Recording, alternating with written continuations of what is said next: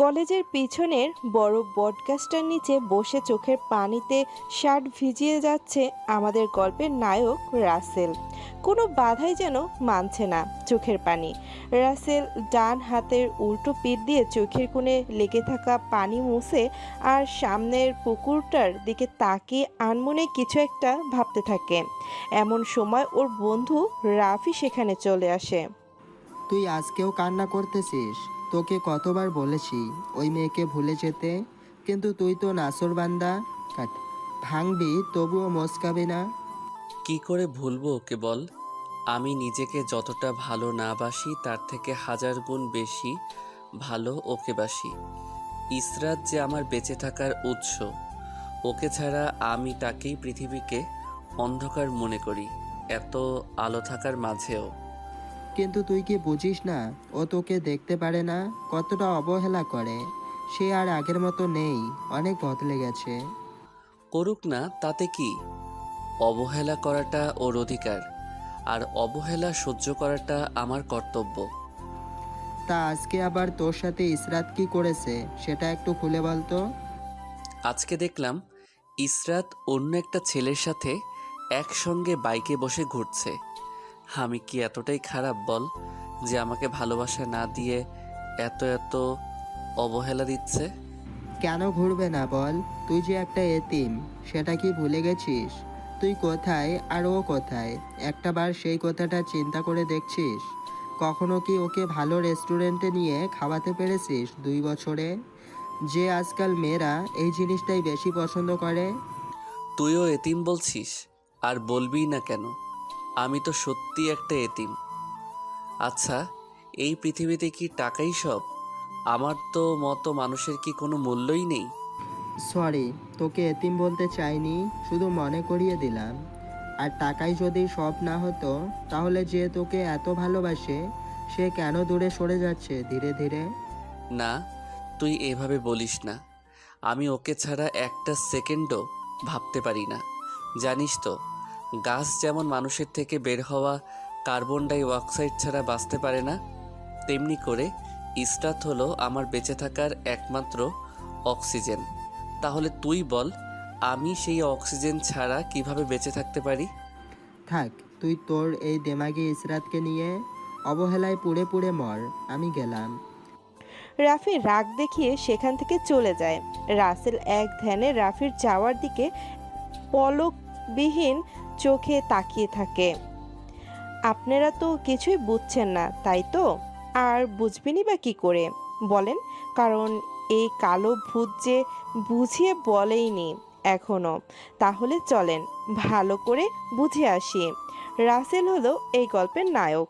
একটা এতিম বাবা মা এই পৃথিবীতে আছে কিনা সেটা আজও অজানা। হয়তো লেখক সাহেব জানে। রাসেল অনার্স প্রথম বর্ষে পড়ে। ছাত্র হিসেবে খুবই মেধাবী, আবার সকলের অবহেলা পাওয়াতেও যেন টপ পজিশনেই আছে। কেননা বুঝতেই পারেন গরিবদের এই সমাজে কোনো দাম নেই। আর রাফি হলো বড়লোক বাবার একমাত্র সন্তান। রাসেলকে রাফি নিজের ভাইয়ের থেকেও বেশি ভালোবাসে। তাই তো রাসেল আজও এই কলেজে পড়তে পারছে। না হলে কবেই চলে যেত। না হলে কবেই চলে যেতে হতো। হয়তো ওর কপালে পড়াশোনার শব্দটা বিলীন হয়ে যেত। এই রে, আপনাদের সাথে কথা বলতে বলতে রাসেল কথা তো ভুলেই গেছি। চলেন রাসেলের কাছে ফিরে যাই। রাসেল পকেট থেকে পুরনো বাটন ফোন বের করে ইশরাতের নাম্বারে কল দেয়। একবার রিং হয় কিন্তু কল রিসিভ করে না। দুইবার দেওয়ার পর 440 ভোল্টের রাগ নিয়ে কলটা রিসিভ করে বলে, কি জন্য এখন আবার ফোন করেছো? তুমি জানো না আমার সামনে পরীক্ষা? ও, তোমার সামনে তো পরীক্ষা। আমার সেটা মনেই ছিল না। তা একটু ভালো করে বললেও পারতে। তোমার সাথে এত প্রেমের সুরে কথা বলার সময় বা ইচ্ছা কোনোটাই নেই। আমাকে যখন আমাকে যখন তখন ফোন দিয়ে বিরক্ত করবে না, বলে দিলাম। আমি কি সত্যি তোমার বিরক্তের কারণ? আমার সাথে একটু মন খুলে কথা বলতেও কি ইচ্ছে করে না তোমার? না, করবে না, সরি। তোর সাথে কথা বলে আমার সময় নষ্ট করতে চাচ্ছি না। এখন তুই নিজে ফোন কাটবি নাকি দারোয়ান ডেকে কল কাটাবো, কোনটা? না না, সেটার দরকার নেই। সিম কোম্পানির স্যারেরা তো আছেই কল ডিসকানেক্ট করার জন্য। তুমি শুধু লাল বোতামটা চাপ দিলেই হবে। বুঝতে পেরেছি। তাহলে এখন দূর হও আমার সামনে থেকে। সময় হলে কথা বলবো। তুমি যে বলছো পরীক্ষার জন্য কথা বলতে পারবে না, কিন্তু ছেলেদের নিয়ে বাইকে করে ঠিকই ঘুরে বেড়াও। তুই কি এখন আমাকে সন্দেহ করিস নাকি? আর ও আমার মামাতো ভাই ছিল। তোমাকে সন্দেহ করার ক্ষমতা আমার নেই। আচ্ছা, পরের সময় হলে কল দিও। অপেক্ষা করাই তো এখন আমার অভ্যাসে পরিণত হয়ে গেছে। রাসেল কলটা কাটার আগেই ইশরাত ঠাস করে কলটা কেটে দেয়। রাসেল আবারও চোখের পানি মুছে দীর্ঘ একটা শ্বাস ফেলে সেখান থেকে চলে আসে গ্যারেজে, কারণ রাসেল এখানে কাজ করে। এক মুঠো ভাত পেতে দিয়ে শান্তিতে ঘুমাতে পারে। রাসেলের আজকে কাজে আসতে লেট হওয়াতে মালিক এসে ঠাস করে একটা থাপ্পড় দিয়ে বলে, তোকে এই জন্য কাজে রাখিনি যে আমার ব্যবসার ক্ষতি করবি। কয়টা বাজে দেখেছিস? খুব তো বলেছিলি তোর দ্বারা আমার ব্যবসার উন্নতি হবে। এখন তো ব্যবসার লাল বাতি জ্বালাচ্ছিস। আসলে আজকে একটু বেশি সময় কলেজে থাকতে হয়েছে, তাই আসতে একটু লেট হয়েছে। এমনটা আর হবে না। পড়ে কি করবি শুনি? নিজের পেটের ভাত জোগাড় করতেই পারিস না, আবার পড়াশোনা করিস। যা কাজ কর। রাসেল সেখান থেকে গিয়ে কাজ করতে লাগে। চোখের পানি কখনোই রাসেল চোখ থেকে সরতেই চায় না। সে যেন ওর সারা জীবনের সঙ্গী হয়ে গেছে। রাসেল দুঃখী মনে কাজ করে রাতে বাসায় এসে হাড়ের দিকে তাকিয়ে দেখে দুমুঠো চাল আর দুইটা আলু ছাড়া কিছুই নেই। কি আর করবে? রাসেল চাল ধুয়ে আলু দুইটা ভাতের মাঝে দিয়ে গোসল করে নেয়। ভাত রান্না শেষ করে আলু ভর্তা করতে নিয়ে দেখে এক ফোঁটা সরিষার তেলও নেই। কি আর করা, অমনি লবণ মরিচ ডলে ভর্তা করে খাবার খেতে বসে। তৃপ্তি সহকারে খাবার খেয়ে নেয়। খাবার রুচি দেখে মনে হচ্ছে যেন রেস্টুরেন্ট থেকে কাচ্চি বিরিয়ানি এনে খেলো। হে আল্লাহ, তোমার ভান্ডারে কি শুধু আমার জন্যই কষ্ট গচ্ছিত আছে? যদি সেটাই হয়, তাহলে কষ্টের সাথে আমাকে সেই কষ্ট সহ্য করার ক্ষমতা কেন দাওনি? আমার যে আর এই স্বার্থপর পৃথিবীতে বাঁচতে ইচ্ছে করে না। কি করে বাঁচবো বলো? যেই মানুষটাকে আঁকড়ে ধরে বেঁচে থাকার স্বপ্ন দেখেছিলাম, সেও যে আজ দূরত্বটা বাড়িয়ে দিচ্ছে।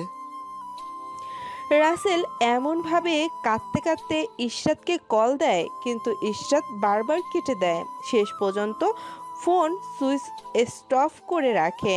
রাসেল চোখে পানি নিয়ে কখন যে ঘুমিয়ে যায় সেটার কোনো হদিশ নেই। সকালে ফজরের আজানের শব্দ শুনে রাসেল ঘুম থেকে উঠে মসজিদে গিয়ে নামাজ পড়ে নেয়। মসজিদ থেকে বাসায় এসে পেটে ক্ষুধা নিয়ে বইকে সামনে রেখে পড়তে বসে। ঘরে কিছু নেই যে রান্না করবে, আবার পকেটে টাকাও নেই। মাসের শেষ, বুঝতেই পারেন। রাসেল পড়তেছে এমন সময় রাফি কল দেয়।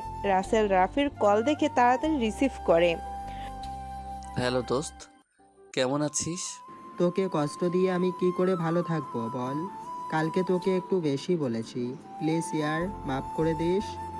তোর বোকা, কষ্টই যার জীবনসঙ্গী তার আবার নতুন করে কষ্ট কেন হবে? দেখ, এইভাবে বলিস না। আমি জানি তোর অনেক কষ্ট হয়েছে আমার কথা শুনে।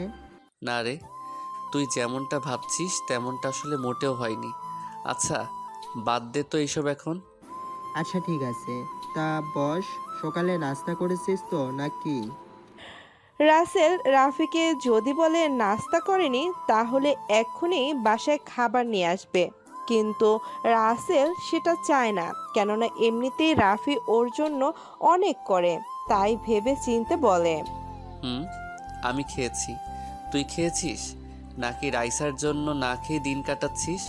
ও আপনাদের তো বলাই হয়নি, রাইসা হলো রাফির ক্রাশ। কিন্তু আফসোস, রাফি মনের কথা এখনও রাইসাকে বলতে পারেনি, কারণ রাইসা অনেক রাগী, কাউকে পাত্তা দেয় না। ইশরাতের বান্ধবী বলে কথা। এই দেখেন, একজনের পরিচয় দিতে এসে আরেকজনের কথা মনে পড়ে গেল। চলেন সেটাও শুনে নেই। পুরো নাম ইশরাত জাহান, সবাই ইশরাত বলেই ডাকে। ইশরাত এবার ইন্টার প্রথম বর্ষে পড়ে। ইশরাত হলো ধনী বাবার একমাত্র আদরের মেয়ে। ওর বাবা এই দেশের নামকরা বিজনেসম্যানদের মধ্যে একজন, মাও ডাক্তার, তাই অহংকারটাও একটু বেশি। এবার চলেন মূল গল্পে। আরে দোস্ত, কি যে বলিস না, ওর চাঁদ মুখটা দেখলেই তো আমার পেট ভরে যায়, খাবারের প্রয়োজন থাকে না। হাহাহা, কি যে বলিস তুই! সেটাই যদি হতো। ইসরাত তো সেই লেভেলের সুন্দরী, কই আমার তো না খেলে পেট ভরে না। হ, তোমারটার যেই অহংকার আর শরীর ভর্তি কারেন্ট, তাই তো ওর থেকে তোর কাছে পাওয়ার আসে না। তাহলে ক্ষুধা তোর না লেগে যাবে কোথায়? ভুলে যাস না রাইসা, ও কিন্তু ইসরাতের বান্ধবী, আর বলতে গেলে রাগের দিক থেকে কেউ কম না। সেই জন্য তো আজও ওকে ভালোবাসি কথাটা বলার সাহস করতে পারতেছি না। এইভাবে অনেক সময় কথা বলে রাফি রাসেলকে রেডি হয়ে বের হতে বলে। ফোন কেটে দেয়। রাসেলও কেটে দিয়ে সেই পুরনো শার্ট আর প্যান্ট পরে বের হয়। একটু পরেই রাফি বাইক নিয়ে ওর সামনে এসে দাঁড়ায়। মাম্মা, তাড়াতাড়ি বাইকের পিছনে বস, সময় নেই হাতে বেশি। কেন সময় আবার হাত থেকে কোথায় গেল? নাকি আজকাল সময়কেও রাইসার কাছে রেখে দিস নাকি? কি যে বলিস না। আচ্ছা, কথা পরে বলা যাবে, আগে চল। তারপর ওরা কথা বলতে বলতে চলতে শুরু করে। রাফি সোজা একটা রেস্টুরেন্টের সামনে এসে বাইক থামায়, যেটা দেখে রাসেল অনেকটাই অবাক হয়ে যায়। তাই অবাক নয়নে রাফির দিকে তাকিয়ে জিজ্ঞেস করে, রাফি, তুই কলেজে না গিয়ে এখানে বাইক থামালি কেন? আরে বোকা, তুই ভাবলি কি করে যে আমাকে মিথ্যে বললেই সেটা আমি বিশ্বাস করব? মানে তো আমি ঠিক বুঝলাম না। তুই যে সকালে একটুও দানা পানি পেটে দিসনি সেটা আমি বুঝতে পেরেছি। এখন কথা না বলে চল খেয়ে নেই। আমিও খাইনি তোর সাথে খাবো বলে। রাফির কথা শুনে রাসেলের চোখে স্পষ্ট পানি চিকচিক করে। এমন বন্ধু থাকলে আসলে কোনো কষ্টকেই কষ্ট মনে হয় না। ওরা দুজন গিয়ে খাবার খেয়ে আবার কলেজে চলে আসে। ওরা দেখতে পায় রাইসা একা বসে আছে। দোস্ত, তুই একটু এই কাগজটা রাইসাকে দিবি? আমার না ওর সামনে গেলেই হার্টবিট কমতে থাকে। তুই আমার বন্ধু, আর আমি তোর জন্য এইটুকু করতে পারবো না সেটা কিভাবে ভাবলি? হুম, তুই তো শুধু আমার কষ্টটা বুঝিস। রাসেল নিজের হাতে একটা চিঠি লিখে রাফিকে সেখানে রেখে একা রাইসার কাছে যায়। হাই রাইসা, কেমন আছো? রাইসা অন্যদিকে তাকিয়েছিল। রাসেলের কথা শুনে ওর দিকে তাকায়। হুম, ভালো আছি। তা কি জন্য এসেছেন এখানে? রাসেল হাত বাড়িয়ে কাগজটা বের করে রাইসার দিকে দিতে নিলেই রাইসা এমন একটা কাজ করে যেটা বিশ্বাসের যোগ্য ছিল না। কেননা রাইসা রাসেলের হাতে কাগজ দেখেই রাগের লুক নিয়ে ঠাস ঠাস করে দুইটা থাপ্পড় লাগিয়ে দেয়, যেটা দেখে সবাই অবাক। রাফি তো যেন বাকরুদ্ধ হয়ে গেছে। আর রাসেলের কথা কি বলবো, বুঝতেই পারতেছেন, মানুষ হাজার বোল্টের শক খেলে যেমন হয়। এই, আপনার লজ্জা করে না? নিজের গার্লফ্রেন্ড থাকা সত্ত্বেও আমাকে লাভটা দিয়েছে। রাসেল যেই না কিছু বলতে যাবে অমনি সেখানে ঈর্ষা চলে আসে আর রাসেলের মুখের কথা কেড়ে নিয়ে বলে, রাইসা, কি হয়েছে রে যে তুই এভাবে ওর গায়ে হাত তুললি? আর বলিস না, তুই তো একটা লম্পটকে ভালোবেসেছিস। তুই থাকা সত্ত্বেও আমাকে ভালোবাসার লাভ লেটার দিতে আইছে। রাইসার কথা শুনে ইশরাতের রাসেলের থেকে কোনো কথা না শুনে ঠাস ঠাস করে থাপ্পড় লাগিয়ে দেয় আর চিল্লানি দিয়ে বলে, আমি জানতাম তোর চরিত্রের ঠিক নাই, তাই বলে তুই এইভাবে আমি থাকার সত্ত্বেও আমার বান্ধবীকে ভালোবাসার কথা বলতে এসেছিস? রাসেল কোনো কথা বলছে না। কি করে বলবে বলেন? দুজনের থাপ্পড় ওর ঠোঁট দিয়ে রক্ত বের হচ্ছে। সবাই যেন বিনা পয়সায় সিনেমা দেখতেই ব্যস্ত। রাফি আর দূরে দাঁড়িয়ে থাকতে না পেরে কাছে আসে আর বলে, অনেক হয়েছে, আর না। রাইসা, তুমি যে ওর গালে হাত তুললে, একটা বার কি কাগজটা হাতে নিয়ে খুলে দেখেছো ভিতরে কি আছে? না, আর কেন দেখবো? ওর মতো মানুষ এগুলো ছাড়া তো আর কিছুই দিবে না, স্বাভাবিক। হ্যাঁ রাইসা ঠিকই বলেছে। আমি আমি ওর তো কোনো ভুল দেখছি না। নাও, লম্পট না। না, ও লম্পট না, আসলে আমার ভুল হয়েছে ওকে দিয়ে কাগজটা পাঠানো। যদি আমি জানতাম এমনটা হবে তাহলে কখনো দিতাম না। মানে?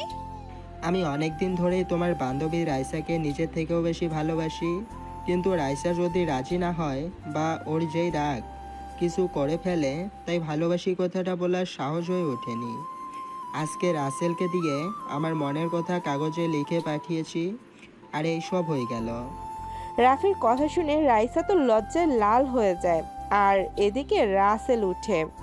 রাফি তুই থাক, আমি গেলাম, ভালো লাগছে না। রাসেলের কথা শুনে রাফি যে কিছু বলবে সেটা আর হলো না, কেননা রাসেল বলেই চলে যায়। এদিকে রাইসাও ইশরাত একটু অপরাধ বোধ করে। ইস, আমি পাগলটার সাথে এত বড় ভুল করে ফেললাম, একটা বারও বুঝতে চেষ্টাও করলাম না। বুঝবে কি করে? এখন যে অন্যকে পেয়ে গেছো, আমার বন্ধু হয়ে গেছে পর। মনে রেখো, একদিন ঠিক এর হিসাব কষতে হবে, কিন্তু সেদিন কোনো ফর্মুলা দিয়েই ফল মিলাতে পারবে না। বলেই রাফিও সেখান থেকে চলে যায়। এদিকে রাইসা তো মনে মনে সেই খুশি যে রাফি ওকে ভালোবাসে, কেননা রাইসাও আগে থেকেই রাফিকে পছন্দ করে। দূর, ওর জন্য আমি কেন কষ্ট পাচ্ছি? একটু পরেই তো আবার ঠিকই আমার কাছে চলে আসবে। তা হয়তো আসবে, কারণ রাসেল ভাই যে তোকে একটু বেশিই ভালোবাসে, কিন্তু আমি রাফির ভালোবাসার উত্তরটা দিতে পারলাম না। কি রে তুইও সরি কি রে, তাহলে তুইও কি ডুবে ডুবে রাফি ভাইয়ের প্রেমে জল খাচ্ছিস নাকি? রে, আমিও যে ওকে অনেক আগে থেকে ভালোবাসি, কিন্তু অজানা ভয় বলতে পারিনি। আজকে সেই খুশি যেটা তোকে বলে বোঝাতে পারবো না। তুই তো খুশিটাকে ঠিকই পেলি, মাঝখান থেকে আমার পাগলটা শুধু শুধু গুনে গুনে 4টা থাপ্পড় খেলো, ঠোঁট কেটে রক্ত বের হয়ে গেছে। ভাইয়ের থেকে ক্ষমা চেয়ে নিতে হবে। আমার ভালোবাসার কথা জানাতে এসে বেচারা নিজেই ফেঁসে গেল। আরে দূর, ওর মতো ফকিরের কাছে আবার কিসের ক্ষমা? ওর কাছে ক্ষমা চেয়ে তুই কি তোর সম্মানটা নষ্ট করবি নাকি? তুই না ভাইকে ভালোবাসিস, তাহলে এই কথা কিভাবে বলছিস? তো লজ্জা করতেছে না নিজের ভালোবাসার মানুষের সম্পর্কে এইসব কথা বলতে? ভুল তো সেখানেই করেছি রে, ওকে ভালোবেসে। তখন কি আর বুঝতাম যে ওর সাথে আমার রিলেশন করাটাই ভুল? এই 2 বছরে কোনোদিনও একটা জিনিস কি গিফট করেছে বলতো? কখনো কখনো কোনো রেস্টুরেন্টে খাওয়াতে পর্যন্ত নিয়ে যেতে পারেনি। তাহলে ওর সাথে রিলেশন করে আমার জীবনটা কেন নষ্ট করব? এখন তুই কি করতে চাইছিস বলতো? আমার মাথায় তো কিছুই ঢুকছে না। ও আমাকে এতটাই ভালোবাসে যে হুট করে কিছু করে বসতে পারে, তাই ওকে ধীরে ধীরে দূরে সরিয়ে দিচ্ছি। লোকে কি বলে একটা এতিম গ্যারেজের ছেলে এই ইশরাত চৌধুরীর বয়ফ্রেন্ড? এটা শুনে আমার সম্মানে 18টা বেজে যায়। এটা শুনে আমার সম্মানের 18টা বেজে যায়। এটা শুনে আমার সম্মানের 18টা বেজে 20টার কাছে চলে যায়। দেখ ইশরাত, এইটা করা ঠিক হবে না। ভাইয়া গরিব হলেও মানুষ হিসেবে খুব ভালো, এতটাই সহজ সরল যে তুই যেই দিকে বলি সেই দিকেই থাকে। তোর তো ইচ্ছে হয় তুই ওকে তোর বিয়ে বানিয়ে নে, 2 বন্ধু একজনের বয়ফ্রেন্ড। ঈশাত হেসে নে। একদিন এমনও দিন আসবে যে বুঝবি রাসেল ভাইয়া তোর জীবনের কতটা অংশ জুড়ে ছিল। এইভাবে আরও অনেক কথা বলে ইশরাত ও রাইসা চলে যায় ক্লাস করতে। এদিকে রাসেল এসে নদীর ধারে গাছের গোড়ায় শিকড়ের উপরে বসে চোখের পানি বুক ভাসিয়ে যাচ্ছে। রাসেলের মনে গহীন জমানো কষ্টের পরিমাণটা যখনই বৃদ্ধি পায় তখনই এইখানে চলে আসে, যেন প্রকৃতির সাথে ওর ভালো বন্ধুত্ব হয়ে গেছে। রাসেল এক মনে নদীর স্রোতের দিকে তাকিয়ে ভাবছে। নদীর এই অঝোর ধারায় বয়ে চলা স্রোতেরও নির্দিষ্ট একটা জায়গা আছে যেখানে গিয়ে অন্যদিকে মোড় নেয়, কিন্তু আমার জীবন নামক নদীতে যেই স্রোত হামেশাই বয়ে চলেছে তার কি কোনো নির্দিষ্ট জায়গা নেই? ওই আল্লাহ, আমাকে যদি এই পৃথিবীতে একা করে রাখবে তাহলে আমাকে এই স্বার্থপর পৃথিবীতে পাঠিয়েছ কেন? জানো, যখন সবাই আমাকে এতিম বলে তখন মনে হয় আমার এই ছোট্ট কলিজাটা কসাইখানাতে গরুর কলিজা কেটে টুকরো টুকরো করার মতো লাগে। তারা কেন বোঝে না আমি কি নিজে থেকে এতিম হয়েছি? নাকি তুমি আমাকে এতিম করে পাঠিয়েছো? আমার বাবা মা তো আমাকে এই পৃথিবীর আলো দেখিয়ে বেঁচে গেছে, রেখে গেছে আমাকে এই দুঃখের সাগরে ভাসতে ভাসতে জীবন সংগ্রাম করার জন্য। জানি না এই পৃথিবীর বুকে আজও তারা আছে, নাকি তোমার কাছে থেকে আমার কষ্ট দেখে মজা নিচ্ছে। রাসেল এক মনে এইসব ভেবেই যাচ্ছে। এইদিকে অনেকটা সময় ধরেই রাফি কাজে ব্যস্ত থাকার কারণে রাসেলের খবর নিতে পারেনি। হঠাৎ রাসেলের কথা মনে হলে ফোন করে। রাসেল রাফির নাম্বার দেখে চোখের কোণে জমে থাকা পানি মুছে ফোনটা রিসিভ করে। হ্যাঁ দোস্ত বল। কোথায় তুই এখন? লোকালয়ে তো আমার থাকতে ভালো লাগে না, তাই কোলাহল মুক্ত জায়গায় নীল আকাশের নিচে নদীকে সঙ্গী বানিয়ে বসে বসে তার সাথেই নিজের কষ্টগুলোকে ভাগ করে নিচ্ছি। যদি নদীর স্রোতের মতো আমার বুকে জমে থাকা কষ্টগুলো ভেসে যেত। দেখ, এইভাবে বলিস না। আমার ভুল হয়েছে তোকে ওখানে পাঠিয়ে। আমি যদি আগে একটাবার ভেবে দেখতাম এমনটা ঘটবে, তাহলে কখনোই তোকে যেতে দিতাম না। তুই মিছা মিছা নিজেকে দোষারোপ করছিস। আমার আল্লাহ যে ওইটা আমার জীবন খাতায় আগেই লিখে রেখেছিল, যেটা কেউ পরিবর্তন করতে পারে না। তোর সাথে কথা বলে কোনোদিনও পেরে উঠিনি, আজকে তাহলে কিভাবে পেরে উঠব? আচ্ছা তুই চলে আয়, ওখানে থাকতে হবে না। এভাবে আরও কিছু সময় কথা বলে রাফি কল কেটে দিলে রাসেল সেখান থেকে উঠে গ্যারেজে এসে কাজ করতে লাগে। কাজ করতে করতে সন্ধ্যার আধার ঘনিয়ে আসে। রাসেল কাজ শেষ করে বাসায় চলে আসে। বাসায় রেখে খাবার মতো কিছুই নেই, শুধু ফ্রিতে পাওয়া পানি ছাড়া। আবার এখন তো এই পানিও অনেক জায়গায় ফ্রিতে পাওয়া যায় না। রাসেল পেটের ক্ষুধাকে পাথর চাপা দিয়ে এক গ্লাস পানি খেয়ে শুয়ে পড়ে। ভীষণ মনে পড়ছে ইশরাতের কথা, তাই বিছানায় পাশে পড়ে থাকা ফোনটা হাতে নিয়ে ইশরাতের নাম্বারে কল দেয়।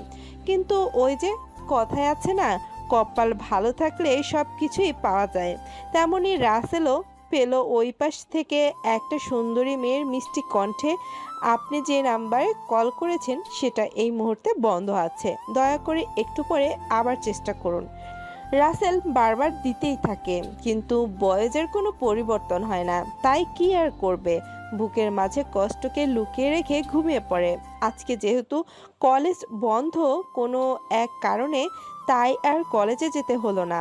দোকান থেকে 5 টাকা দিয়ে একটা রুটি আর একটা চা নিয়ে রুটি ভিজিয়ে খেতে থাকে, যেটা ইশরাতের চোখে পড়ে যায়। দেখো দেখো কিভাবে একটা হরেক মাল রুটি চায়ের কাপে চুবিয়ে চুবিয়ে খাচ্ছে। ছি, আমার ভাবতেই ঘৃণা লাগে যে ওর মতো ফকিরের সাথে প্রেম করেছি। কত ছেলে আমার পিছনে ঘোরে, সেটা একটা বারের জন্যও ভাবিনি। আসলে ইশরাত ওইখান দিয়ে গাড়ি নিয়ে কোথাও যাচ্ছিল, আর তখনই খাওয়া দেখতে পায়। রাসেল সেখান থেকে গ্যারেজে চলে আসে আর প্রতিদিনের মতো কাজ করতে থাকে। হঠাৎ ইশরাতের গাড়ি নিয়ে সেখানে চলে আসে, যেটা রাসেল খেয়াল করেনি। আমার গাড়িটা একটু দেখো তো, কি যেন হয়েছে, শুধু শব্দ করে।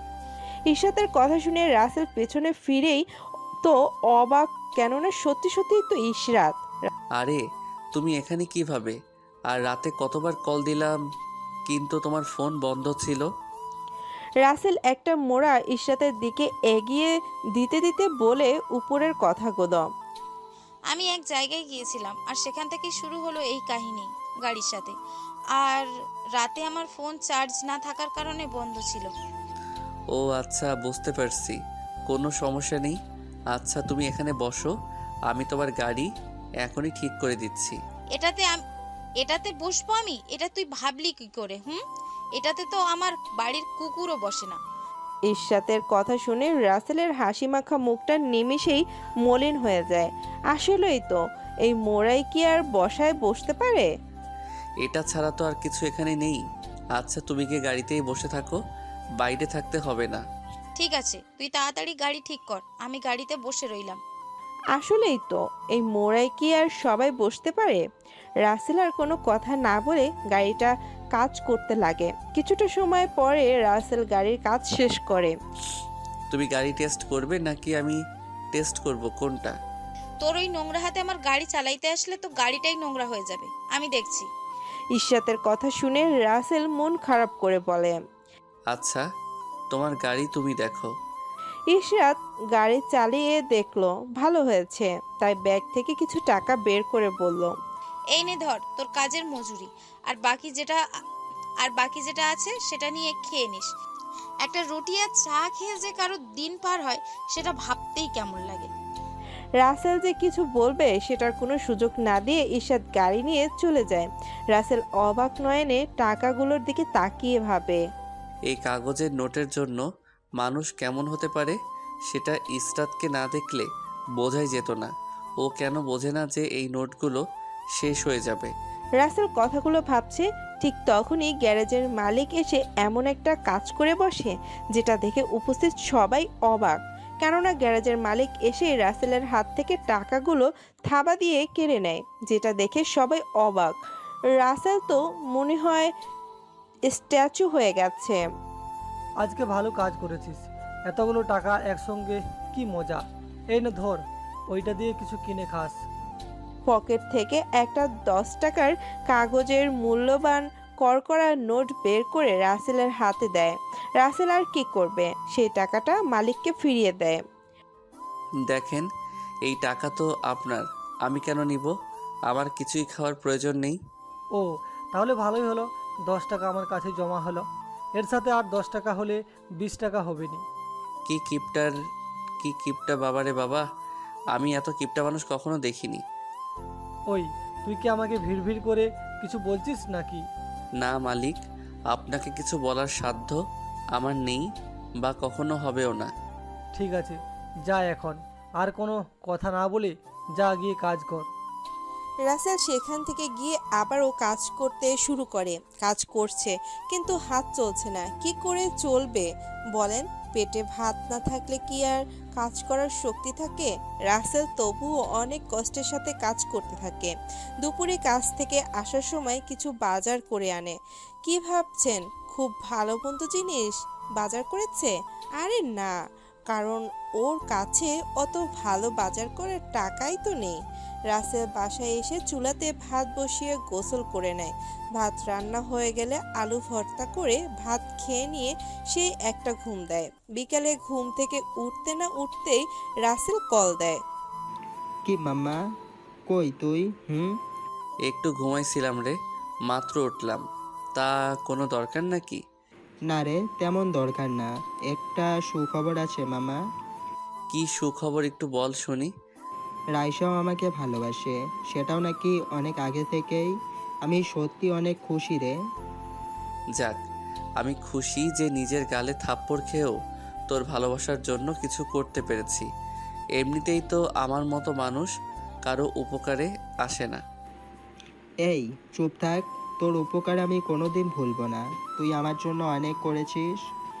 আমার জন্য তুই যা করিস সেটার তুলনায় তো আমি কিছুই করিনি।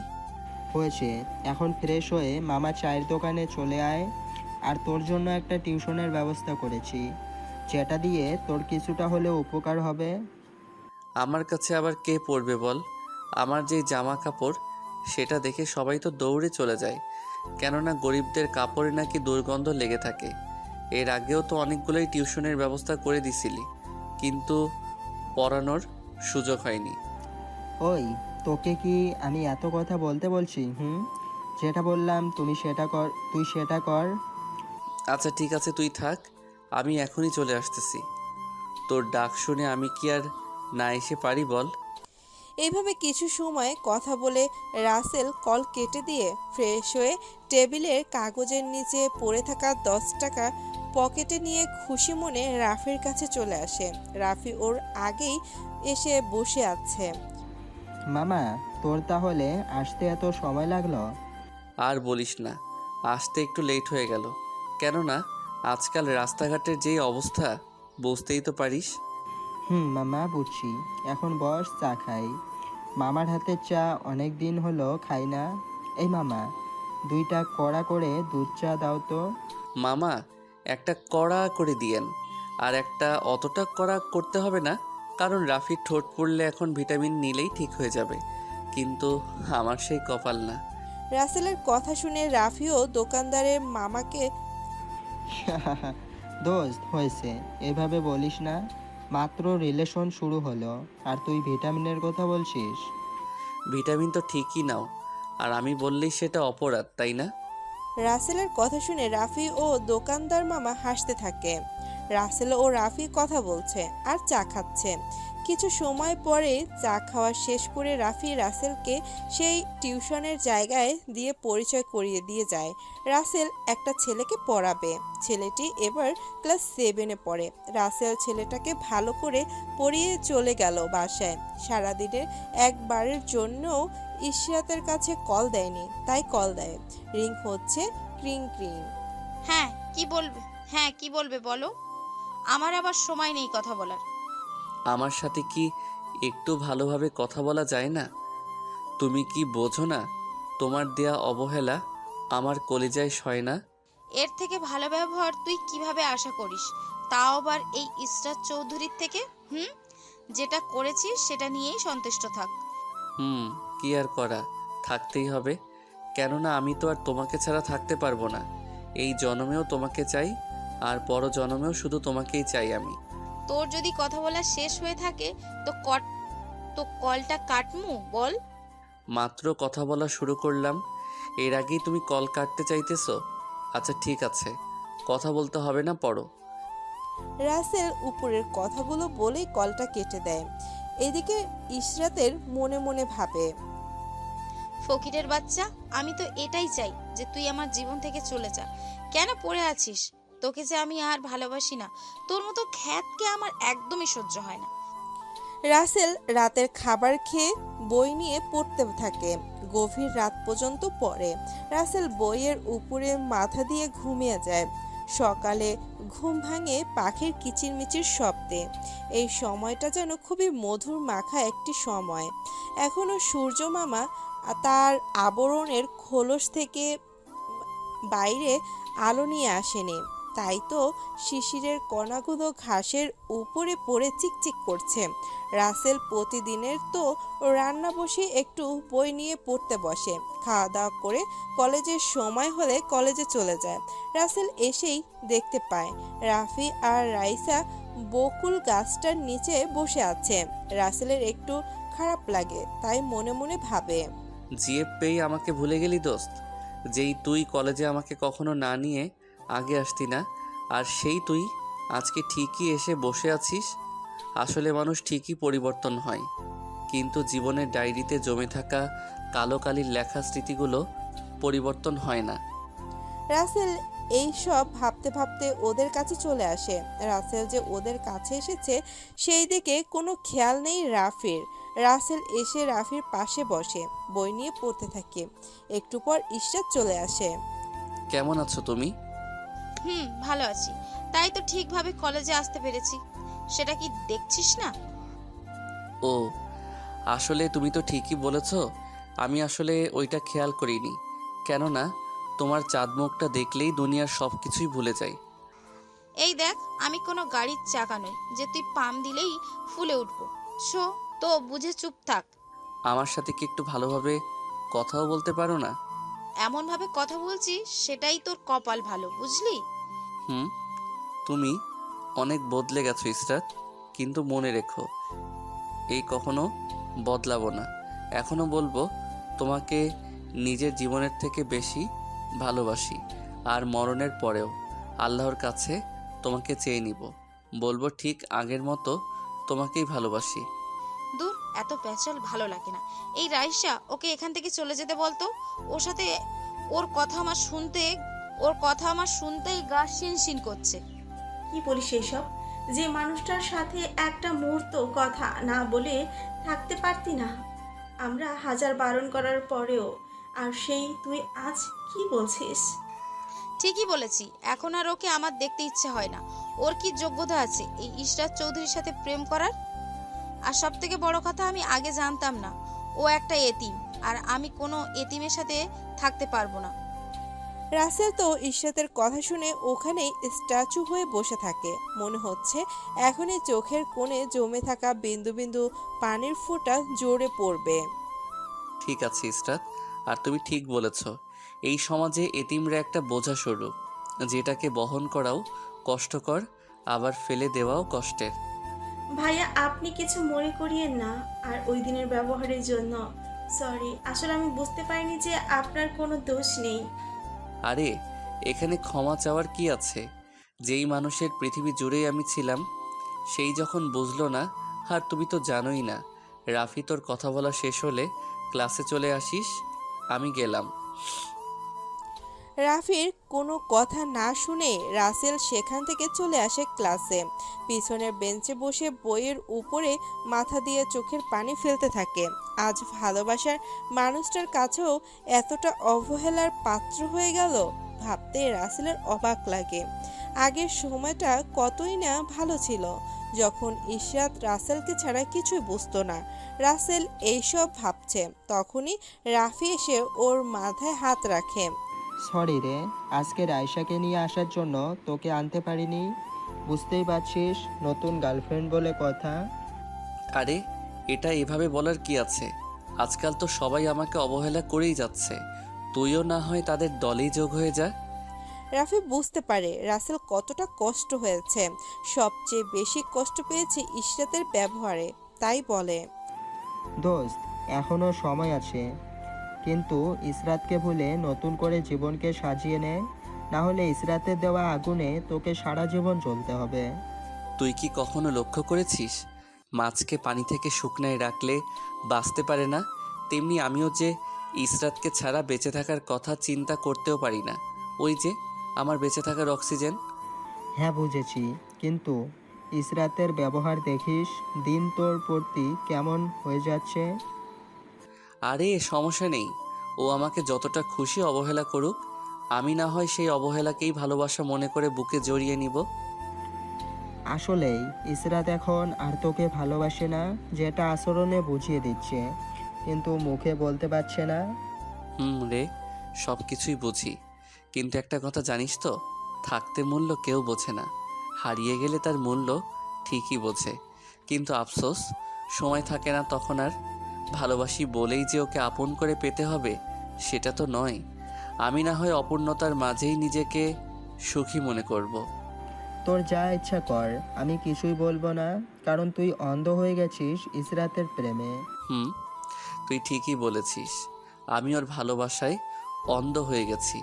রাতের আধারে টর্চ লাইট ছাড়া যেমন পথ চলা দুষ্কর, তেমনি ওকে ছাড়া আমার জীবন নামক পথ চলার কথা কল্পনা করাও দুষ্কর। এভাবে আরও অনেক ভাবে রাফি রাসেলকে বোঝাতে থাকে, কিন্তু রাসেল নানান যুক্তি দেখিয়ে সেটা উড়িয়ে দেয়, যেন যুক্তি বিদ্যায় পিএইচডি করে এসেছে। এইভাবে সব কিছুর ক্লাস শেষ হয়ে যায়। শেষ হয়ে যায়। রাসেল একাই চলে যায় বাসায়, কেননা রাফির এখন রাইসার আছে, ওকেও সময় দিতে হয়। একটা এতিমের জন্য তো আর নিজের কষ্টে জোটানো ভালোবাসার মানুষকে দূরে ঠেলে দিতে পারে না, তাই না বলেন? রাসেল বাসায় বইগুলো রেখে চলে যায় গ্যারেজে। এসে প্রতিদিনের মতো এক বস্তা বকা শুনে কাজ করতে থাকে। রাতে বাসায় এসে ভাত রান্না করতেছে, এমন সময় রাফির ফোন আসে। রাসেল মোবাইলের স্ক্রিনে তাকিয়ে রাফি নাম দেখে তাড়াতাড়ি কলটা রিসিভ করে। হ্যাঁ দোস্ত বল, কি জন্য কল দিলি? তোর তো আবার রাইসাকে ছাড়া সময় কাটে না। এখন তো প্রায় ভুলেই যাচ্ছিস যে তোর একটা এতিম বন্ধু আছে। দোস্ত, এইভাবে বলিস না, আসলে তখন কিছু বলার ছিল না রে। বুঝতেই পারছিস, নতুন নতুন প্রেম আমার, তাও আবার অনেক কষ্টের পর পাইছি। বুঝতে পারছি। আর আল্লাহর কাছে একটাই দোয়া করি, তোদের প্রেমটা যেন আমার মতো না হয়। এইভাবে আরও কিছু কথা বলে রাসেল কলটা কেটে দেয়। নানান কষ্ট অবহেলার মাঝে দিয়ে চলতে থাকে রাসেলের জীবন। ইশরাতের দেওয়া কষ্টগুলোতে আর চোখের পানি ঝরে না, কারণ সব পানি আগেই ফুরিয়ে গেছে। একদিন রাসেল কলেজে আসে একটু লেট করে। ভিতরে গিয়ে দেখতে পারে রাইসা ও ইশরাত বসে আছে, কিন্তু অবাক করার বিষয় হলো ইশরাত সেই দিনের ছেলেটার সাথে অন্তরঙ্গভাবে কথা বলছে, যেই দেখবে সেই বলবে এরা মেড ফর ইচ আদার। তাহলে রাসেল কিভাবে মানবে এটা? ইশরাতের ভাই। তাই রাসেল ইশরাতের কাছে যায় আর ওই ছেলেটাকে কলার ধরে উঠিয়ে ঠাস করে থাপ্পড় লাগিয়ে দেয়। তোর সাহস কি করে হয় আমার কলিজার সাথে এইভাবে বসে কথা বলার? শালা লুচ্চা একটা। ওই ছেলেটা যেই না রাসেলকে কিছু বলতে যাবে অমনি ইশরাত ছেলেটাকে আটকিয়ে রাসেলের গালে ঠাস ঠাস করে 4টা থাপ্পড় লাগিয়ে দেয়। উপস্থিত সবাই এটা দেখে অবাক, আর রাসেল তো অবাকের চরম পর্যায়ে, ঠোঁট কেটে রক্ত বের হয়ে গেছে। তোর সাহস কি করে হয় ওর গায়ে হাত তোলার? সামান্য একটা ভিখারি হয়ে আমার বয়ফ্রেন্ডের গায়ে হাত তুলিস? ইশরাতের আঘাতের থেকেও বেশি কষ্ট যেন ইশরাতের কথা শুনে পায় রাসেল। রাসেল ভাবতে পারেনি এমনটা ইশরাত বলতে পারবে। তুমি না সেদিন বললে ও তোমার মামাতো ভাই, আর আজকে আমি থাকতেই ওকে বয়ফ্রেন্ড বানিয়ে নিলে? বাহ ইসরাত বাহ। হ্যাঁ, সেই দিন তোকে মিথ্যা বলেছিলাম তুই কষ্ট পাবি বলে। ও আসলে আমার বয়ফ্রেন্ড। জানিস ও অনেক ধনী। আমার কখনো কোনো কষ্ট হবে না ওর সাথে। কষ্টের কথা যদি চিন্তা করতে তাহলে এমনটা করতে পারতে না। আচ্ছা, এই পৃথিবীতে কি টাকাই সব? শোন, এত কথা বলে সময় নষ্ট করতে চাই না। তোকে সোজা সাপটা বলে দিচ্ছি, কোনো দিন তোর ওই ফকিন্নি মার্কা চেহারা আমাকে দেখাবি না। সত্যি কি অদ্ভুত তাই না? একটা সময় এই ফকিন্নি মার্কা চেহারাটাই না দেখলে তোমার রাতের ঘুম হারাম হয়ে যেত, আর আজকে সেই চেহারাটাই বিরক্তের কারণ হয়ে গেছে। তখন তো আর বুঝিনি যে আমি কতটা ভালো ছেলেকে ডিজার্ভ করি। সেটা আগে যদি জানতাম তাহলে কি আর তোর মতো লম্পটের সাথে রিলেশন করতাম? বাহ, আজ নিজেই আমাকে লম্পট বানিয়ে দিলে, যেখানে লম্পটের ফুল মিনিংটাও বুঝতে আমার কষ্ট হয়। শোন, তুই হলি একটা এতিম, তোর সাথে কোনো একটা এতিমকেই মানায়। আমার মতো এত সুন্দর আর ধনী ঘরের মেয়ে তোর সাথে মানায় না। এটা ইচ্ছা করা আর আসমানের চাঁদ হাতে নিয়ে আদর করা একই কথা। ঠিকই বলেছ, আমি একটা এতিম যার মূল্য এই সমাজের কারো কাছেই নেই। তবে হ্যাঁ, তুমি চাচ্ছ তোমার সামনে যেন কখনো না আসি। তোমার এই কথাটা আমি রাখবো, কেননা কখনো তো আর তোমাকে কিছু কিনে দিতে পারিনি। তাই এই সামান্য কিছুর জন্য যদি তুমি সুখী হতে পারো, আমি তাতেই সুখী। আমি না হয় তোমাকে দূর থেকে ভালোবেসে যাব। ভালোবাসলেই যে পূর্ণতা পেতে হবে সেটা তো না, কারণ কিছু কিছু ভালোবাসার পূর্ণতা হয় না, এরা হামেশাই অপূর্ণ থেকে যায়। হয়েছে, তোর ডায়লগ শোনার কোনো ইচ্ছে বা সময় কোনোটাই নেই আমার। যা ভাগ এখান থেকে। আজকে যেই মানুষটাকে অবহেলা করে দূর দূর করে তাড়িয়ে দিচ্ছ, একদিন ঠিকই এই আমিটাকে নিজের করে পাওয়ার জন্য চোখের জল আর নাকের পানি এক করে ফেলবে। কিন্তু আফসোস, সেদিন কিছুই করার থাকবে না। বেশি কিছু বলে তোমার সময় নষ্ট করতে চাই না। ভালো থেকো, আর পারলে মন থেকে ক্ষমা করে দিও। রাসেল কথাগুলো চোখের কোণে পানিকে লুকিয়ে রেখেই বলে, হাত দিয়ে পানি মুছতে মুছতে সেখান থেকে চলে যায়। মনে মনে একটা সিদ্ধান্ত নেয়, এই অবহেলার শহরে আর থাকবে না, চলে যাবে দূরে কোথাও, যেখানে থাকবে না ইশরাতের প্রতি ওর কোনো টান। এদিকে ইশরাত, তুই কিন্তু এটা ভাইয়ের সাথে মোটেও ঠিক করলি না। আমি ভাইয়ের চোখে তোকে হারানোর ভয় সবসময় দেখেছি। কতটা ভালোবাসলে এতটা অবহেলা সহ্য করতে পারি বল? আরে দূর, একটু পর আরে দূর একটু পরে ঠিকই আমার কাছে চলে আসবে। আর সবচেয়ে বড় কথা, ও যে একটা এতিম, ওর সাথে আমার যায় না। আমি ওর চোখে তোর জন্য ভালোবাসা দেখেছি, যেটা মিথ্যে নয়। তাই আমার মনে হয় না তোর কথা অমান্য করে তোর সামনে আসবে। এসব বাদ দে, আমি ওইসব নিয়ে চিন্তা করি না। যাক, অবশেষে মিথ্যা নাটক করে হলেও ক্ষেতটাকে পিছু সরাতে পেরেছি। এখন হয়তো তোর খুশি লাগছে, কিন্তু একদিন ঠিকই ভাই আর শূন্যতা তোকে কুড়ে কুড়ে খাবে। আমার কথা মিলিয়ে নিস সময়ের সাথে। ইশরাত আর কোনো কথা না বলে সেখান থেকে চলে আসে। আজকে নিজেকে খুব খুশি খুশি লাগছে, প্যারা দেবার মানুষটার হাত থেকে ছুটকারা পেয়েছে।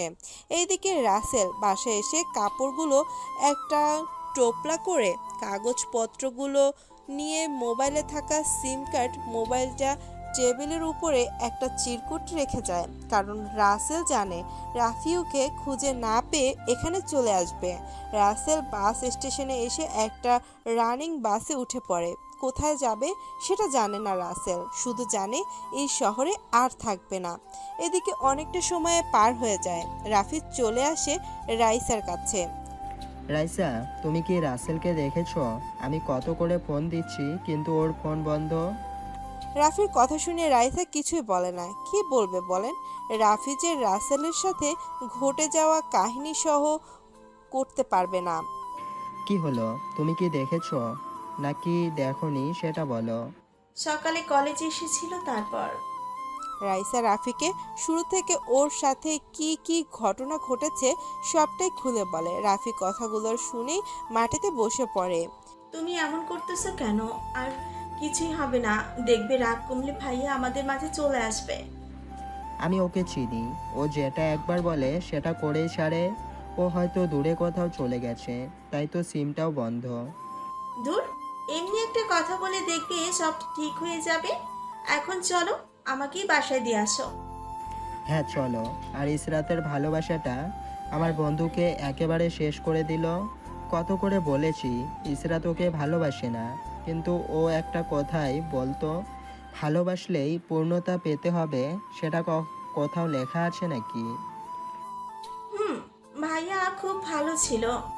আমরা না বুঝে ওনার সাথে কত অন্যায় করেছি। উনি শুধু চোখের পানি দিয়েই সেটা জবাব দিয়েছে, কখনো প্রতিবাদ করেনি। এভাবে কথা বলতে বলতে রাফি রাইসার সাথে চলে যায়। এদিকে রাসেলের চোখ থেকে যেন পানি থামছেই না। রাসেল জানালার হেলান দিয়ে বাইরের দিকে অপলক দৃষ্টিতে তাকিয়ে হাজারো স্মৃতি মনে করতে থাকে। এদিকে রাসেল ভাত রান্না করতেছে। তখন ইশরাত কল দিয়ে ঘুরে যেতে বলে। এদিকে রাসেল ভাত রান্না করতেছে, তখন ইশরাত কল দিয়ে ঘুরতে যেতে বলে। রাসেলও চলে আসে ইশরাতের সাথে। ইশরাত একটা পার্কে রাসেলকে সাথে নিয়ে আসে। ওরা দুজনেই একটা বেঞ্চে বসে এক মনে একে অপরের দিকে চেয়ে থাকে। একটু পরে রাসেল ঠাস করে ইশরাতের কোলে মাথা দিয়ে শুয়ে পড়ে, আর ইশরাত রাসেলের মাথায় হাত বুলিয়ে বিলি কাটতে থাকে, যেটা রাসেলের খুবই ভালো লাগে। আসলেই এটা খুবই আনন্দময় একটা অনুভূতি, আর যদি হয় সেটা প্রিয়জনের সাথে, তাহলে তো আর কথাই নেই। ওই সারা জীবন আমাকে এইভাবে ভালোবাসবে তো, নাকি অন্য কাউকে পেয়ে আমাকে ভুলে যাবে? শোনো, আমি তোমাকে ভালোবাসি কোনো টাইম পাস করার জন্য নয়, সারা জীবনের জন্য আপন করে নেবার জন্য। এই জন্মেও তোমাকেই ভালোবাসি, কথাটা আমার মুখ থেকে কখনো সরে যাবে না, আর পরজন্মেও এই কথাটাই বলবো। ইশরাত রাসেলের কথা শুনে অনেকটাই খুশি হয়, আর রাসেলের কপালে একটা ভালোবাসার পরশ এঁকে দেয়। এইভাবেই অনেকটা সময় কাটিয়ে বাসিয়ে চলে আসে। হঠাৎ রাসেলের ভাবনায় ছেদ ঘটে টিকিট ম্যানের শব্দে। রাসেল একটা টিকিট কেটে নেয় ঢাকায়, কেননা রাসেল আগে চট্টগ্রামে থাকতো, এখন ঢাকাতেই যাবে ভেবে সিদ্ধান্ত নেয়। দেখতে দেখতে অনেকটা সময় পার হয়ে যায়। পিচ করা রাস্তায় পা রাখে। এই প্রথম রাসেল ঢাকায় আসলো। চেনে না কোনো কিছুই, নেই কোনো পরিচিত কেউ, আবার পকেটে নেই টাকা। যা ছিল সেটা আসার সময় তো শেষ। এখন কি করবে ভেবে পায় না। পাটা বাড়িয়ে সামনের দিকে যেতে শুরু করে। পাটাও যেন আর সামনে এগোতে চায় না, কেননা পেটে দানা পানি পর্যন্ত পড়েনি। তাহলে কিভাবে পা চলবে বলেন? তারও তো শক্তি দরকার, তাই না? রাসেল হাঁটতে হাঁটতে একটা নির্জন জায়গায় এসে একটা গাছের নিচে গাঁটটা এলিয়ে দেয়। গাছের সাথে হেলান দিয়ে কখন যে ঘুমিয়ে গেছে সেদিকে কোনো খেয়ালই নেই। বিভোর ঘুমে ঘুমিয়ে আছে রাসেল। যখন ঘুম ভাঙে তখন চোখ খুলে দেখতে পায় দিনের আলো নিভে গিয়ে রাতের অন্ধকার ঘনিয়ে এসেছে। সাথে আরো বেশি ক্ষুধা জমেছে ওর পেটে। পেটের উপরে হাত রেখে 2 ফোঁটা চোখের পানি ফেলে বলে, কি করে তোকে শান্ত করব বল? তোর এই মালিকটা যে বড়ই অসহায়, দয়া করে শান্ত হ, আমার যে আর সহ্য হচ্ছে না। আপনারা কি ভাবছেন রাসেল পাগল হয়ে আবোল তাবোল বকছে? আরে না, আপনারা সব সময় কি ভাবেন? আসলে রাসেল ওর পেটকে ওইসব বলে একটু সান্ত্বনা দিচ্ছে। রাসেল সেখান থেকে উঠে সামনের পথের ধারে দাঁড়িয়ে থাকা একটা নলকূপ থেকে পানি খেয়ে নেয়। খুব একটা খেতে পারে না, কারণ পেট খালি থাকলে পানিও ভিতরে যেতে চায় না, তার আগেই পেট ব্যথা শুরু হয়ে যায়। তোরে একটু পানিকে শান্ত করতে চাইলাম, আর তুই ফাইজলামি শুরু করছিস। আমি এখন খাবার কোথায় পাবো? এই পৃথিবীর মানুষগুলো বড়ই অদ্ভুত রে। বাচাকৃত খাবার নষ্ট করবে, তবুও ক্ষুধায় কাতর কাউকে খেতে দিবে না। আসলে ভাই, এটাই কিন্তু বাস্তব। আমরা সব সময় যেই পরিমাণ খাবার নষ্ট করি, সেটা দিয়ে হাজারো মানুষের পেট ভরতো। এই কথাটা যদি একটা বার চিন্তা করতাম, তাহলে হাজারো পথশিশু রাস্তায় না খেয়ে অনাহারে রাত্রি যাপন করতো না। রাসেল পেটকে কিছুতেই মানাতে পারছে না। মুখে কথা বলার শক্তিটুকুও যেন ধীরে ধীরে কমে যেতে থাকে। রাসেল ধীরে ধীরে সামনের দিকে হাঁটতে থাকে। যেতে যেতে একটা টং চায়ের দোকান দেখতে পায়। রাসেল মান সম্মানকে বাম পকেটে রেখে, চাচা, আমাকে একটা কিছু খেতে দিবেন? তাহলে খুব খুশি হতাম। ক্ষুধার জ্বালায় আমার এই পেটটা চিল্লাচিল্লি শুরু করেছে। দোকানদার বলে ওঠে, তোমার তো শরীরের কোনো অংশই নষ্ট হয় নাই, তাহলে কাজ করে না খেয়ে এভাবে চেয়ে খেতে লজ্জা করে না? দোকানদারের কথা শুনে রাসেল মলিন মুখটা আরো বেশি মলিন হয়ে যায়, কেননা এই প্রথম ও কারো কাছে কোনো খাবার জিনিস চাইলো। কারণ ও না খেয়ে থেকেছে, তবুও কারো থেকে কিচ্ছু চায়নি। চাচা, আমারে তাহলে যে কোনো একটা কাজ দিয়ে সেটার বিনিময়ে না হয় কিছু খাবার দিন। রাসেলের কথা শুনে দোকানদার পড়ে যায় আরেক বিপদে, কেননা সে ভেবেছিল উপরের কথাগুলো বললেই কাজ করার ভরসা চলে যাবে। কিন্তু ঘটনা তো উল্টো। আমার কাছে কোনো কাজ নেই, এখান থেকে সামনের দিকে যা। দেখছেন, এই হলো মানুষের মন। কেননা সে নিজেই তো বলল কাজ করে খেতে, তাহলে কাজ দিতে অসুবিধা কোথায়? আসলে আমরা মুখে অনেক কথাই বলতে পারি, কিন্তু কাজ করে দেখাতে পারি না। রাসেল সেখান থেকে আর কোনো কথা না বলে চলে যায়। যেতে যেতে সামনে দেখতে পায় একটা গাছ পেয়ারা ধরে আছে। রাসেল ক্ষুধা মেটানোর একটা উপায় দেখতে পেয়ে অনেক খুশি হয়। কি পরক্ষণেই মনটা ছোট কি পরক্ষণেই মনটা ছোট হয়ে যায়, কেননা এই পেয়ারা গাছ তো আর তার না যে ইচ্ছে হলেই পেরে খাবে। তাই সেখান থেকে চলে আসার জন্য হাঁটতে থাকে।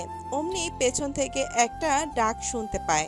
পেছন ফিরে দেখে একটা লোক ওই গাছের নিচে দাঁড়িয়ে ওকেই ডাকছে। রাসেল সেখানে গেলে লোকটি বলে, আমি লক্ষ্য করেছিলাম তুমি গাছের দিকে তাকিয়ে কিছু ভাবছিলে। হয়তো তোমায় এই পেয়ারা খেতে মন চেয়েছে, কিন্তু তুমি চুরি করতে পারোনি। তুমি ইচ্ছে করলেই তুমি ইচ্ছে করলেই পারতে, কিন্তু তুমি সেটা করোনি। তাই তোমার সততা আমাকে মুগ্ধ করেছে। এই নাও, পেয়ারাগুলো তুমি নিয়ে যাও। রাসেল অনেকটাই খুশি হয়ে লোকটাকে ধন্যবাদ জানিয়ে পেয়ারাগুলো নিয়ে আসে। আসলেই আল্লাহ কোনো কিছু রিজিকে রাখলে যেটা কেউ ছিনিয়ে নিতে পারে না, এটা আসলেই সত্য। রাসেল সেখান থেকে চলে আসে একটা নির্জন জায়গায়। সেখানে এসে পেয়ারা একটা একটা করে খেয়ে নেয়। পেটটা এখন একটু শান্তি পেল। এখন রাসেলের মাথায় আরেক চিন্তা এসে ভর করে, রাতটা কাটাবে কোথায়। হাজারটা চিন্তা মাথায় নিয়ে হাঁটতে শুরু করে। হাঁটতে হাঁটতে রাসেল একটা মেয়ের চিৎকার শুনতে পায়। কে আছো বাঁচাও আমাদের এই গুন্ডাদের হাত থেকে। রাসেল শব্দটা শুনেই চারপাশে খুঁজতে থাকে, কিন্তু কোথাও খুঁজে পায় না। তাই আর একটু সামনে এগিয়ে আসে। আবার মনে মনে একটু ভয়ও করে, কেননা রাতের বেলা বুঝতেই পারছেন। আবারও চিৎকার দিয়ে ওঠে। বাঁচাও। রাসেল এবার দেখতে পায় সামনে থেকেই শব্দটা আসতেছে। একটু এগিয়ে গেলেই দেখতে পায় কতগুলো গুন্ডা দুইটা মেয়েকে ধর্ষণ করার চেষ্টা করতেছে। রাসেল কি করবে ভেবে পায় না, কেননা এতগুলো মানুষের সাথে কি আর একা পেরে উঠবে বলেন। কেননা অমনটা সিনেমাতেই মানায়। রাসেল ওখানে চলে আসে। এই আপনারা এনাদের সাথে এমন করতেছেন কেন? হুম। রাসেলের কণ্ঠ শুনে আহানা ও নিধি অনেকটাই ভরসা পায়। এইদিকে গুন্ডাগুলো তোর সাহস তো কম না, আমাদের শিকারের কাছে কথা বলিস? বাঁচতে চাইলে দৌড়ে পালা এখান থেকে। রাসেল গুন্ডাদের কথা শুনে হো হো করে হেসে ওঠে, যেটা দেখে গুন্ডারা একে অপরের দিকে চাওয়াচাই করতে থাকে। হা হা হা, হাসালি রে। আর তোদের মতো লম্পটদের কারণেই আজকাল আমাদের দেশের মা বোনেরা বাইরে নিরাপদে চলাচল করতে পারে না। আমাদের বাঁচিয়ে নিন এই লম্পটদের হাত থেকে প্লিজ ভাইয়া। আরে চিন্তা করিয়েন না, আমি আছি তো আপনাদের সাথে। আপনারা একটু এদের গুণে দেখেন তো কতজন আছে এরা। সবাই রাসেলের কথা শুনে বোকা বনে যায়। আহানা শুনে রাসেলকে বলে, ভাইয়া এরা 5 জন আছে, তবে একজনের সাইজ দেখলে কিন্তু হাতিদের মতোই মনে হয়। কি বলেন? 5? তাও আবার একজন হাতির মতো? তাহলে তো আমার শক্তি একটু বেশি খরচ করতে হবে। এই রে, বীরের মতো কথা তো বলতেছি। এখন এই হাতি যদি আমাকে ধরে তাহলে কি আমি বাঁচতে পারবো? রাসেলের কথা শুনে গুন্ডাদের দলে থাকা হাতিটা শরীরে ঝাঁকাতে ঝাঁকাতে রাসেলের দিকে আসতে থাকে। রাসেল তো আত্মায় পানি নেই, একদম শুকিয়ে কাঠ হয়ে গেছে। হাতি দৌড়ে আসে রাসেলকে মারতে। রাসেল একটু সরে যায় আর হাতি পেছনে থাকা গাছটার সাথে ধাক্কা খেয়ে পড়ে যায়।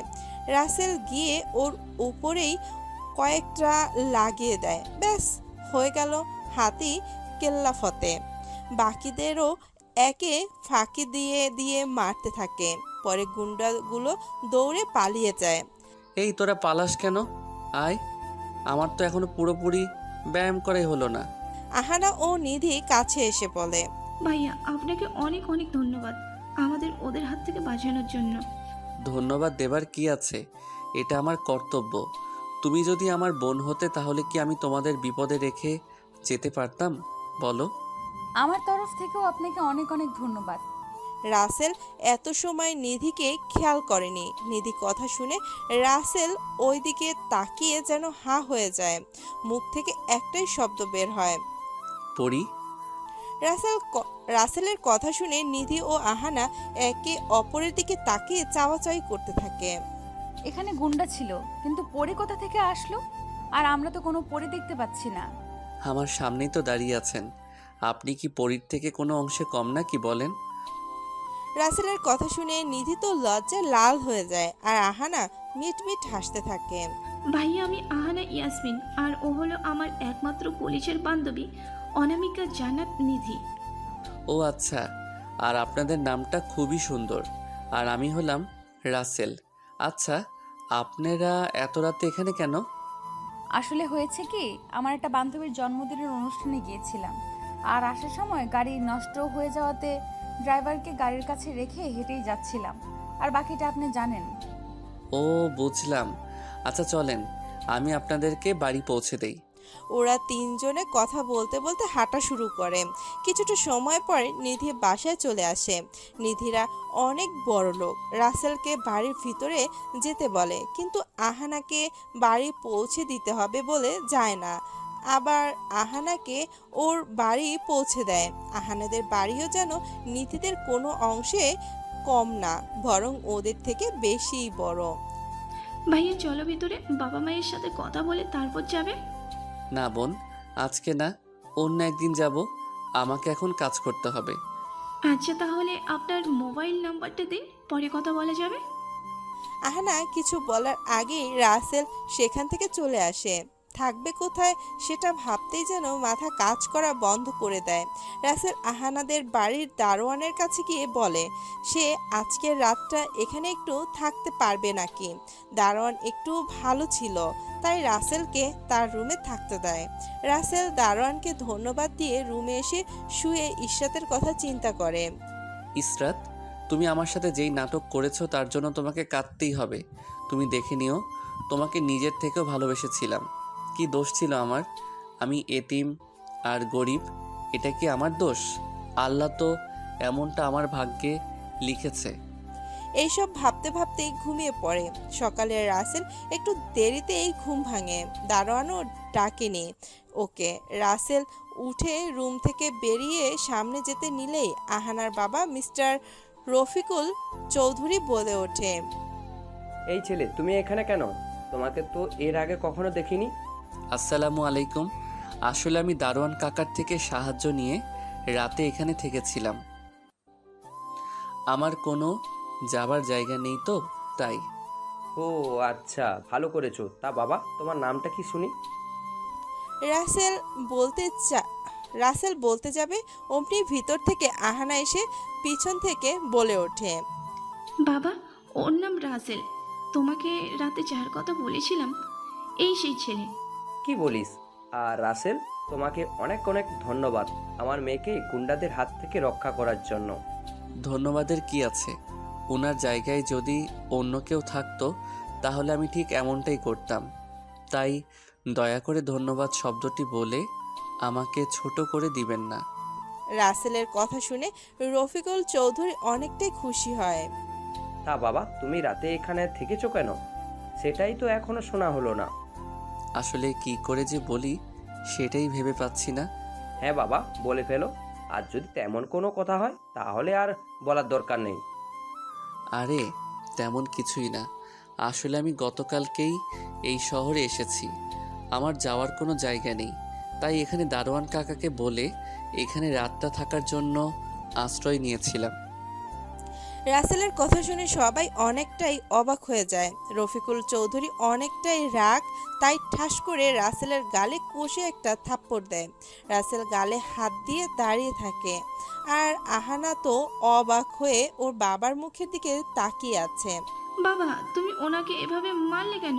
তুমি কি এইভাবে ভাইয়ার উপকারের প্রতিদান দিলে? বাম, মারবো না তো কি করব বল? তুই যখন ওকে বাড়ির ভিতরে আসতেই বলছিস, তখন তো তোকে বলতেই পারতো ওর কোনো থাকার জায়গা নেই। আমার বাড়িটা কি ছোট যে ওর থাকার জায়গা হবে না?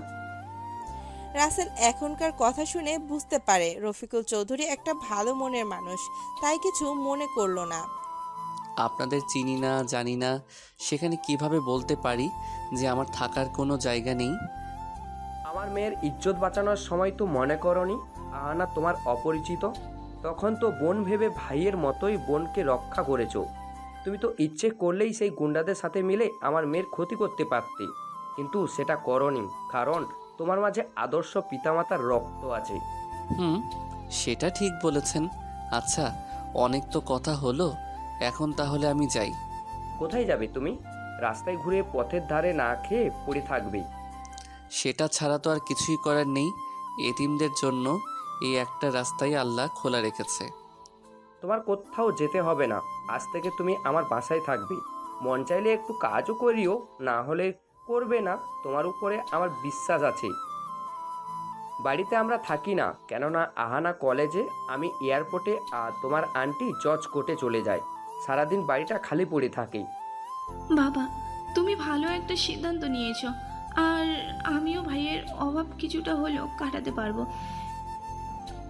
কি হবে তো আমার ভাইয়া, নাকি? ওকে তুই ভাইয়া বলেই ডাকিস। আর রাসেল, তুমি নিজেকে এতিম বলবে না। আমি একটা এতিমখানায় বড় হয়েছি। বুঝ হবার পর কোনো দিন বাবা মায়ের মুখ দেখার সৌভাগ্য আল্লাহ আমাকে দেয়নি। আর রাসেল, তুমি নিজেকে এতিম বললে যে? ও আচ্ছা, কোনো ব্যাপার না। আজ থেকে তুমি আমার বাড়িতেই থাকবে। আর পড়তে পারো নাকি? পড়ো নাই? আমি একটা গ্যারেজে কাজ করে পেটের ভাত জোগাড় করতাম, পাশাপাশি লেখাপড়া করার চেষ্টা করতাম। তুমি গাড়ি ঠিক করতে পারো? তাহলে তো ভালোই হলো। তা কি লেখাপড়া করেছো? এসএসসি পাস কি করেছো, নাকি 8 ক্লাস পর্যন্ত শেষ? পাশ করেছি। বাবা, তুমি কি ভাইয়ার চাকরির ইন্টারভিউ নিচ্ছ? দেখেছো ভাইয়ের মুখটা শুকিয়ে আছে ক্ষুধায়। বুঝেছি। তা বাবা, তুমি এসএসসি কোন ডিপার্টমেন্ট আর কোন গ্রেডে পাস করেছো? আমি তেমন ভালো করতে পারিনি, তবে এসএসসিতে সায়েন্সে গোল্ডেন এ প্লাস, এইচএসসিতে সায়েন্সে গোল্ডেন এ প্লাস, আর আমি বর্তমানে অনার্স সেকেন্ড ইয়ারের ছাত্র। রাসেলের কথা শুনে রফিকুল চৌধুরী যেন আসমান থেকে মাটিতে পড়ে। এমন অবস্থা। আর আহানা তো অবাক হয়ে আছে এখনো। তুমি কি এত ভালো ছাত্র ছিলে? শুনে খুব খুশি হলাম। আচ্ছা, তুমি বিমান বাহিনীতে চাকরি করবে? আল্লাহ যদি বিমান বাহিনীর চাকরি কপালে রাখতো তাহলে ভালোই হতো। তাহলে ধরো তোমার চাকরি হয়ে গেছে। রাসেল তো রফিকুল চৌধুরীর কথা শুনে হো হো করে হেসে দেয়। হা হা হা হা। ভাইয়া তুমি এভাবে হাসো কেন? হাসবো না তো কি করব? আমি এখনো আবেদন করলাম না, আর আমার চাকরি নাকি হয়ে যাবে। ও এই ব্যাপার, আমি আরো ভাবলাম না জানি কি। শোনো, বাবা পারে তোমার চাকরি দিতে, কেননা বাবা হলেন বিমান বাহিনীর মার্শাল সিনিয়র ওয়ারেন্টার অফিসার। রাসেল তো অবাক হয়ে যায়, এত বড় একজন অফিসার সামনে হাসলো। সরি, আমি বুঝতে পারিনি। আরে সরি বলার কি আছে? আমিও তো তোমাকে দেখে বুঝতে পারিনি তুমি এতটা পড়াশোনা করেছো। আহানা, ওকে ভিতরে নিয়ে খাবার খেতে দে, না হলে এই পড়ে গেল বলেই। রফিকুল চৌধুরী কথাটা বলেই অফিসের উদ্দেশ্যে চলে যান। আর এইদিকে রাসেলকে নিয়ে ভিতরে আসে। রাসেল তো অবাক হয়ে বাড়ির সব কিছু দেখতে ব্যস্ত। রাসেল যেই না সিঁড়ির দিকে তাকিয়েছে, অমনি রাসেলের কলিজায় একটা মোচড় দিয়ে ওঠে আহানার মাকে দেখে। কেন যেন এমনটা হলো সেটা এখনো অজানা। আহানা, এই ছেলেটাকে আমাদের বাড়িতে তো আগে কখনো দেখি নাই। আমু, এ হলো রাসেল, আমার ভাইয়া, কালকে যার কথা তোমাদের বললাম। ও আচ্ছা, বুঝতে পারলাম। তা বাবা রাসেল, তুমি কেমন আছো? আমি অনেক ভালো আছি। আপনি কেমন আছেন? এই তোমার তো সাহস কম না। রাশিদা চৌধুরী চোখ বড় করে কথাটা বলে। রাসেল তো ভয়ে চুপসে গেছে, তাই কিছুই বলে না। আমু, তুমি ভাইয়াকে এভাবে বকতেছো কেন শুনি? রাসেল তোর ভাইয়া হলে আমার তো ছেলে হলো, তাই না? তাহলে ও আমাকে আম্মু বলে ডাকলো না কেন? রাসেল তো অনেকটাই অবাক রাশিদা চৌধুরী কথা শুনে। এতটা আপন করে কেউ কিভাবে নিতে পারে? আচ্ছা আম্মু, আমার ভুল হয়ে গেছে। আসলে আম্মু শব্দটা কখনো ডাকার সৌভাগ্য আমার হয়নি, তাই অভ্যাস নেই। তোর কথা তো আমি একটু বুঝতে পারলাম না। আমু, ভাইয়া এতিম, ওর বাবা মা ভাই বোন কেউ নেই। কে বলছে ও এতিম? আমরা আছি না। আর বাবা, তুই একদম চিন্তা করবি না, এখন খেয়ে নে। রাসেল খেতে বসে যায়। আহানা বেড়ে দিচ্ছে আর মিসেস রাশিদা চৌধুরী পাশেই দাঁড়িয়ে এটা ওটা দিচ্ছে। রাসেল রাশিদা চৌধুরীর মুখের সামনে এক লোকমা খাবার তুলে ধরে। রাশিদা চৌধুরীর চোখে জল এসে যায়, কেননা এইভাবে কখনো খায়নি তো, তাই। রাশিদা চৌধুরী খেয়ে নেয়। আমি যে কারো বোন, সেইটা কি কেউ মনে রাখে? নে, এবার আদুরে বোনকে সামলা। নে পেতনি, হাঁ কর। রাসেল পেতনি বলাতেই তো আহানা লুচির মতো ফুলতে থাকে, রেগে ফায়ার হয়ে যায়। ভাইয়া, তুই আমাকে পেতনি বললি? তুই পেতনি, তোর বউ পেতনি। হা হা হা। ছেলেরা কিভাবে পেতনি হয় শুনি? আর আমার তো বউ নাই, তাই তুই তাকে পেতনি বলেও লাভ নাই। যা, তোর সাথে কোনো কথা নাই। আহানা অন্যদিকে মুখ ঘুরিয়ে কথাগুলো বলে। রাসেল খাবার ওর মুখের সামনে নিয়ে বলে, নে হাঁ কর। খাবো না আমি, তুই খা। আম্মু, ফুচকা যেন কোথায় পাওয়া যায়? চলো না, আমি আর তুমি যে খেয়ে আসি। তবে যদি কেউ যেতে চায় সাথে তাহলে যেতে পারে। ভাইয়া, আমি যাব, ফুচকা কত মজা। আহানার কথা শুনে রাসেল ও রাশিদা চৌধুরী হো হো করে হেসে ওঠে। নে, আগে খেয়ে নে, পরে না হয় ঘুরতে নিয়ে যাব তোকে, কেমন? আহানা রাসেলের হাত থেকে খাবার খেয়ে নেয় আর রাসেলের গলা জড়িয়ে ধরে বলে, এই তো আমার আদরের লক্ষ্মী ভাইয়া। এভাবে হাসি ঠাট্টার মাঝেই খাবারের পর্ব শেষ করে সোফায় বসে কথা বলতে থাকে। তখনই রাশিদা চৌধুরীর ফোনে আহানার বাবা কল দেয়। আসসালামু আলাইকুম। ওয়ালাইকুম সালাম। রাসেলের সব কাগজপত্র ইমেল করে দাও তো। রাসেলের কাগজপত্র মানে? তো আমি কিছুই বুঝলাম না। রাসেলকে বিমান বাহিনীর চাকরিতে ঢুকিয়ে দিমু, তাই ওর কাগজপত্র ইমেল করে দাও আমাকে। আচ্ছা দিচ্ছে, দাঁড়াও তুমি। রাশিদা চৌধুরী কল কেটে দিয়ে রাসেলের থেকে সব কাগজপত্র নিয়ে রফিকুল চৌধুরীকে ইমেল করে ছবি সহ। রাসেল, তুই তাহলে আহানার কলেজে ভর্তি হয়ে পড়াটা শেষ কর। কি মজা, আমি ভাইয়ের সাথে কলেজে যাব। থাক, আর পড়াশোনা করব না। সবাই এতিম খ্যাত ছোটলোক বলে অপমান ছাড়া কিছুই বলে না। আমার ভাইকে এসব বললে এত বড় সাহস এই শহরে কারণেই। তবে গুন্ডাদের কথা বাদ। হাহাহা, এখনই না বললি কেউ কিছু বলবে না, তাহলে ভয় পাচ্ছিস যে? ভয় পাবো তাও আবার আমি? তোর বোন হয়, আমি বুঝলি নো ভয়। রাশিদা চৌধুরী আদেশ পেয়ে আহানা রাসেলকে নিয়ে একটা রুম দেখিয়ে দেয়। রুমটা অনেক সুন্দর করে সাজানো গোছানো। হই স্যার, বলতে হবে না। আচ্ছা আহানা, এই রুমটা এত সুন্দর করে সাজানো গোছানো কেন? এখানে কি কেউ থাকে? আসলে আমার একটা ভাই ছিল, ছোট্টবেলায় নাকি হারিয়ে গেছে, তাই আম্মু এই রুমটা ভাইয়ের জন্য প্রতিদিন সাজিয়ে রাখে, যদি ভাইয়া কখনো ফিরে আসে এটা ভেবে। আহানার চোখে নোনা পানি ভর করে, সেটা মুছতে যাবে অমনি রাসেল আহানার চোখের পানি মুছে দেয়। কাঁদিস না, দেখবি আল্লাহ একদিন তোর ভাইকে ঠিকই তোদের কাছে ফিরিয়ে দিবেন। আচ্ছা, তুই ফ্রেশ হয়ে একটু রেস্ট নে, আমি বরং নিধিকে একটু জ্বালিয়ে আসি। ও, তার মানে তুই এখন পরি ম্যাডামকে জ্বালানোর জন্য যাচ্ছিস? আর নিধিকে একদম রাগাস না, তাহলে কিন্তু তোকে ইঞ্জেকশন দেবে। মানে তো কিছুই বুঝলাম না, ইনজেকশন দিবে কেন? নিধি হলো ডাক্তার, হয়নি তবে আর 1 বছর পরে হবে। ও আচ্ছা, বুঝলাম। আচ্ছা সাবধানে যাইস কেমন? আর বেশি রাগিয়ে দিস না তাহলে। হুম। আর নিধি অনেক লক্ষ্মী একটা মেয়ে, আম্মু তো ওকে ছেলের বউ বলেই ডাকে। বাবা